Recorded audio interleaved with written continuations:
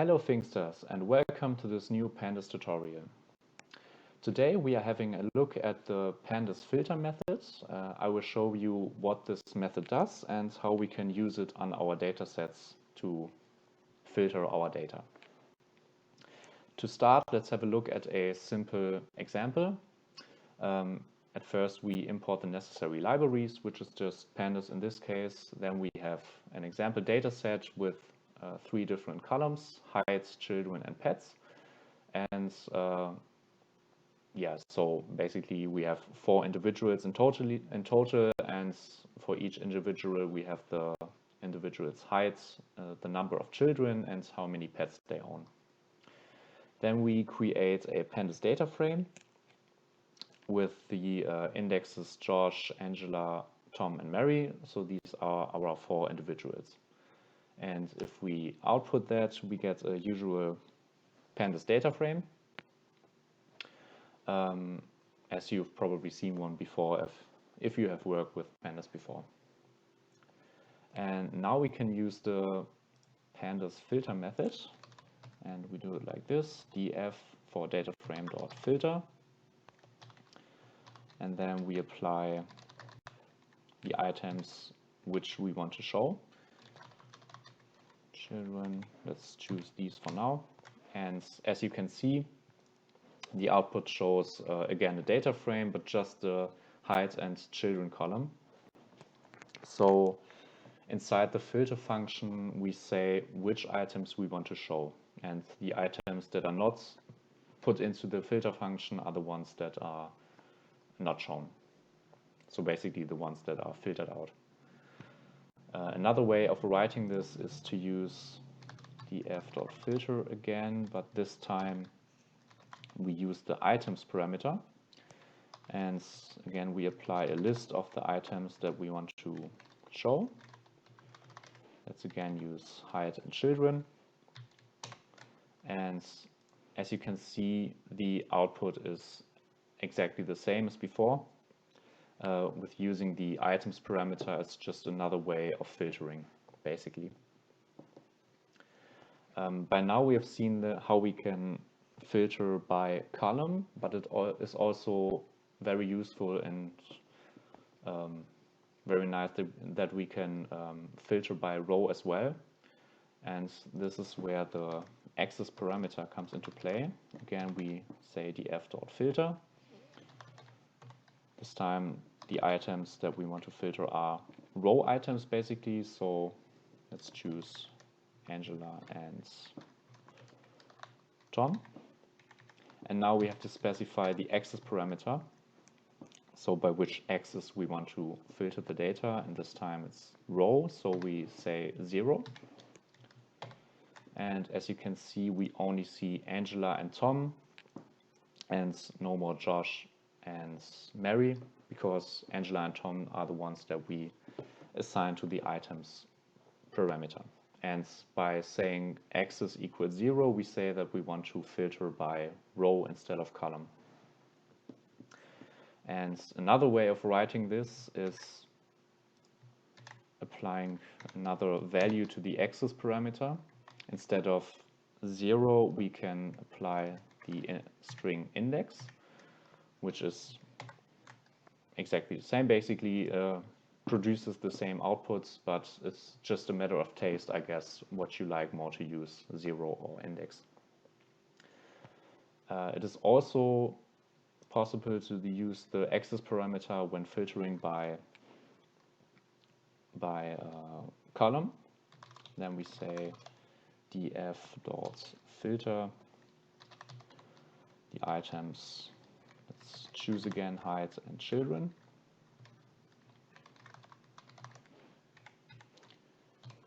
And this time, instead of axis equals 0, we choose axis equals 1 to say that we want to filter by column.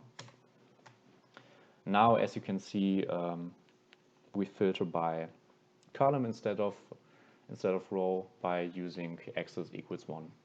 And there's also another way to write this. So instead of applying 1 to the axis parameter, we can say columns. And you see that the output produced is exactly the same. As you might have seen now, it is not necessary to apply the axis parameter to if you want to filter by column instead of row. So if I delete that, we get exactly the same output, because the default value for axis is that it's filters by column instead of row. So if you want to filter by row, you need to apply the axis parameter, because if I df.filter, if I want to filter by row but do not specify that, it won't work. So let's say I want to filter by row and only Angela and Tom, but I do not specify the axis parameter. The output, I guess, is pretty useless, and this is because we didn't apply the axis parameter. So remember, if you want to filter by row, you need to apply the axis parameter. And by now we have seen that we can filter by whole items, but sometimes we might want to filter by a set of characters, or maybe even only one character. For example, like this. This is where we use the like parameter. And let's say we want to filter by row and only want to show the rows that contain an A, basically. And then we say like equals A, and we want to filter by row, so we say axis equals 0. And if we output that, we get only Angela and Mary, because these are the ones that have a small a in their name, unlike Tom and Josh, for example. It's also possible to apply multiple characters to the like parameter when, for example, using like equals OM. Let's again filter by row, and if we output that, we only get Tom, because he's the only one who has OM in his name, and it has to be in that order, so he's the only one who's shown in the output. And as you might guess, this is also possible for the column. So let's use like, for example, PE, and apply the axis parameter with 1, so we filter by column. And if we do that, we get the data frame with only the pets column, because it's the only one that has PE in its name in that order.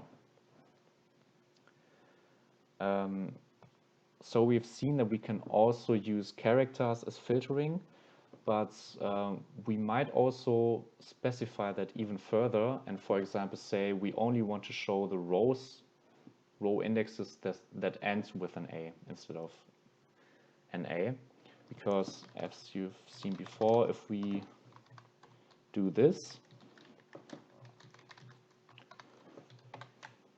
we get Angela and Mary, because both contain an A within their name, and we might want to only have the ones that end with an A. And this is where we use regular expressions, and luckily for us, the filter method provides us with a useful parameter called regx, and this is where we specify the regular expression.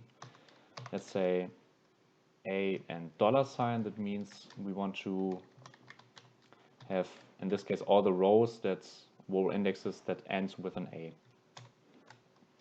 And now you see that we only get Angela as an output, because she's the only index that ends with an A. Unlike before with Mary, Mary has an A within its name, but within her name, but not at the end. So there are thousands of ways to use regular expressions combined with a filter method, but I will show you just one more. Let's say regx equals, for example, a set of characters A, B, and C, and this time let's use the filtering by column. And now you see that we only get the children column as output because it's the only one that has either an A, B, or C within its name, compared to height and pets, for example. So, as I said, there are thousands of ways to use regular expressions combined with the filter method. Way too many to show them all here now, but it's highly recommended to check a lot more out because regular expressions are a very powerful tool. There are also other ways, alternative ways to filter our data without using the filter method. One approach might look like this. So this is basically filtering without the filter method, where we apply a list to into the square brackets of the data frame basically, and this produces the same outputs as the filter method, where we do this.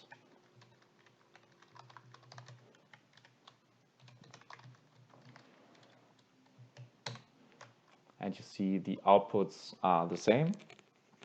So this is just, the above example is just another way of filtering the data. And this is a way to filter by column. An alternative way to filter by row would look like this.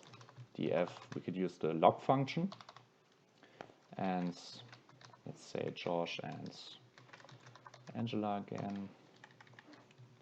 And this way we filter the data frame by row without using the filter method, basically. And this produces the same output as writing df.filter George Angela x is 0. As you can see, the output is exactly the same. So there are alternative ways to the filter function itself.